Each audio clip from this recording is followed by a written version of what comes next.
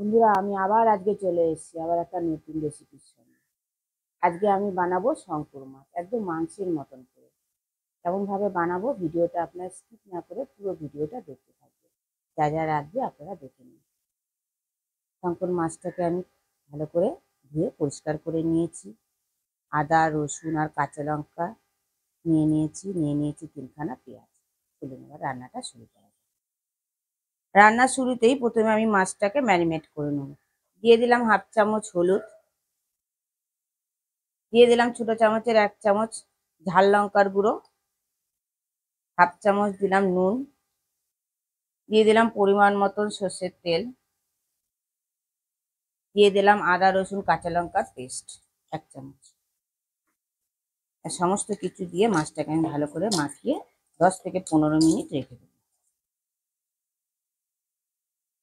10 থেকে 15 মিনিট পর গ্যাসটা জ্বালিয়ে দিয়ে কড়াটা বসিয়ে দিলাম। কড়াইতে দিলাম পরিমাণ মতন সর্ষের তেল। এবার আমি মাছটাকে ভেজে নেব। তেলটা গরম হয়ে গেছে, প্রথমে আমি আলুগুলোকে ভেজে নেব।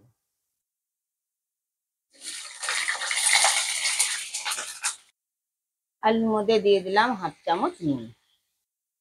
নুনটাকে দিয়ে আলুর সঙ্গে ভালো করে মিশিয়ে নিলাম। আলুটাকে আমি একটু লাল লাল করে ভেজে নিই। দিয়ে দিলাম কিছুক্ষণের জন্য ঢেকে। কিছুক্ষণ বাদে ঢাকাটা খুলে দিলাম। দেখুন বন্ধুরা, আলুটা পুরো ভাজা হয়ে গেছে, আমি তুলে নিলাম।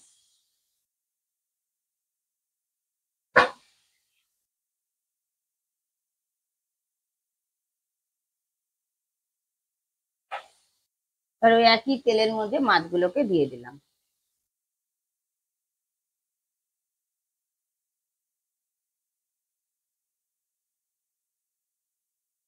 মাছটার 1 পিঠ হয়ে গেছে, আরেক পিঠ উল্টে দিলাম।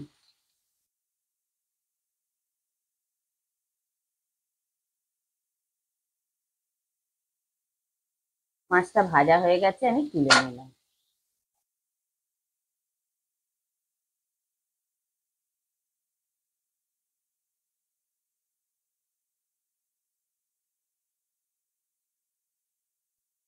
এবার ওই একই তেলের মধ্যে ফোড়নে দিলাম গোটা গরম মশলা, তেজপাতা, শুকনো লঙ্কা আর গোলমরিচ।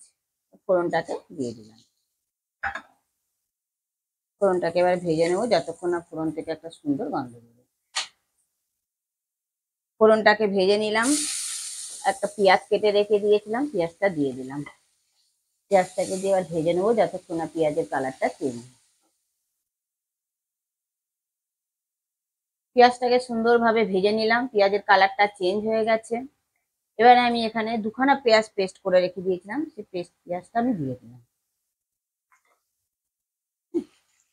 দিয়ে দিলাম আদা রসুন পেস্ট।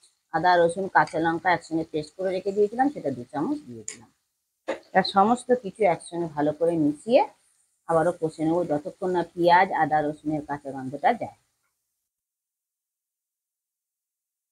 পেঁয়াজ আদা রসুনটা ভালোভাবে কষা হতে থাক। কিছুক্ষণের জন্য দিলাম ঢেকে। এদিকে একটা বাটির মধ্যে আমি বাটা মশলার মতন করে গুঁড়ো মশলাগুলো গুলিয়ে নেব। দিয়ে দিলাম 2 চামচ ধনে গুঁড়ো, 1 চামচ দিলাম জিরে গুঁড়ো, কালারের জন্য দিলাম 1 চামচ কাশ্মীরি লঙ্কার গুঁড়ো, আর 1 চামচ দিলাম ঝাল লঙ্কার গুঁড়ো। ঝালটা আপনারা নিজেদের মতন দেবেন, যে যেরকম ঝাল খাবেন সেই অনুযায়ী দেবেন। 1/2 চামচ দিলাম হলুদ গুঁড়ো, 1/2 চামচ দিলাম গুঁড়ো গরম মশলা, আর দিলাম 1 চামচ নুন। পরিমাণ মতন জল দিলাম। জলটাকে দিয়ে বাটা মশলার আকারে আমি গুঁড়িয়ে নিলাম। এবার কিছুক্ষণ বাদে ঢাকাটা খুলে দিলাম। দেখুন মশলা থেকে তেল ছেড়ে দিয়েছে। মশলা থেকে তেল ছেড়ে দিলে ভাবেন মশলাটা ভালোভাবে কষা হয়ে গেছে।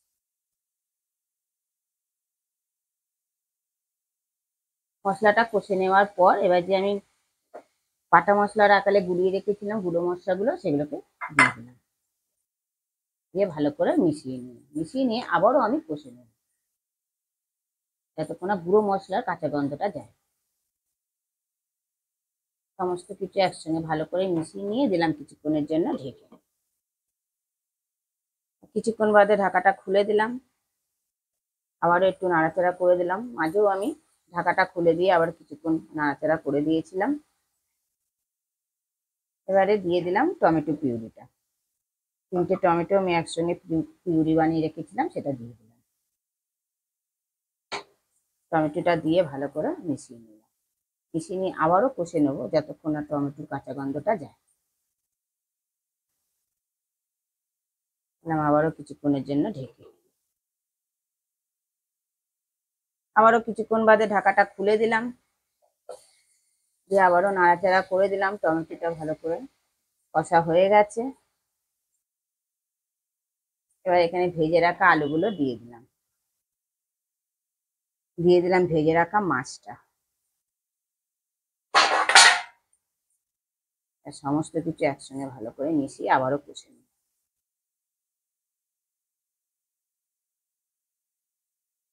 মশলার সঙ্গে মাছ আর আলুটা ভালো করে কষে নিলাম। এবার আমি এখানে গরম জল অ্যাড করলাম গ্রেভিটা বানানোর জন্য।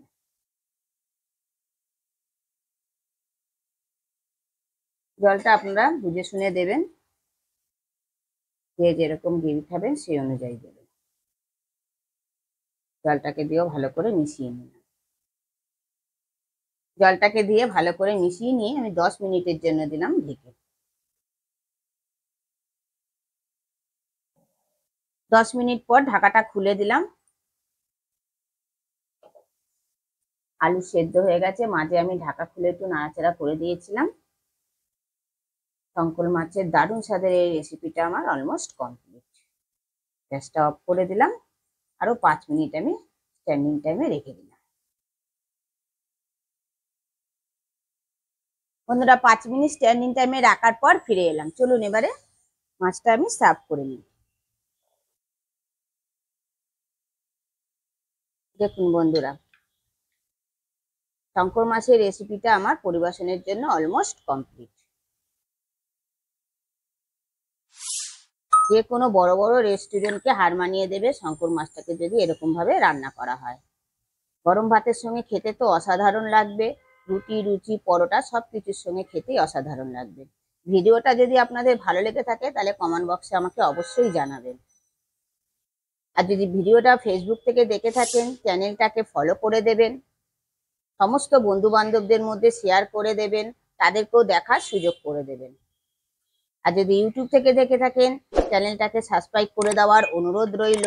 পাশে বেল আইকনটা প্রেস করে দেবেন নতুন নতুন ভিডিও দেখার জন্য। আপনারা সবাই ভালো থাকবেন, সুস্থ থাকবেন। আবার নতুন কোনো রেসিপির সঙ্গে আপনাদের সঙ্গে আমার দেখা হবে।